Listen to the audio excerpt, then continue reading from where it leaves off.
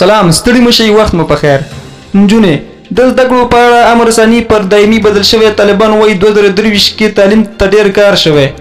د 2023 کال په افغانستان کې په داسې حال کې پیل شو چې وار د مخه د نجونو پر ثانوي او لوړو زده کړو لګول شوی بندیز په خپل حال و. همدا لامل و چې ملګرو ملتونو په 2023 کال کې د زده کړو نړیواله ورځ چې د جنوري میاشتې په 24 ولمانځل شوه په افغانستان کې هغه نجونو او ښځو ته ځانګړې کړه چې پر ثانوي او لوړو زده کړو د طالب واکمنو لخوا بندیز لګول شوی و.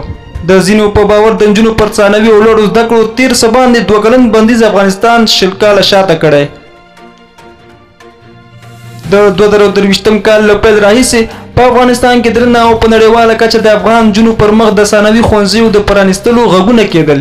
د طالبانو په حکومت کې د بهرنیو چارو وزارت سیاسي مرستیال شیر محمد عباس ستانکزي د جنوري په 10 نیټه د نجونو د زده کړو په اړه څرګندونو کې وویل چې نظام په افراط او تفرید نه چلیږي او که د هر رهبر امر د شریعت خلاف وي باید ونه منل شي. په افغانستان کې د تعلیمي کال له پیل نه مخکې چې د مارچ په 22 رپورټونه وو د طالبانو په حکومت کې د ملي دفاع، کورنیو چارو، بهرنیو چارو او مخابراتو او معلوماتي ټکنالوژي وزیران له یو شمېر دیني علماو سره یو ځای کندهار ته تللي وو چې له خپل مشر مولوي هبت الله اخوندزاده سره د نورو مسایلو ترڅنګ د نجونو د زده کړو په اړه هم ورسره خبرې وکړې.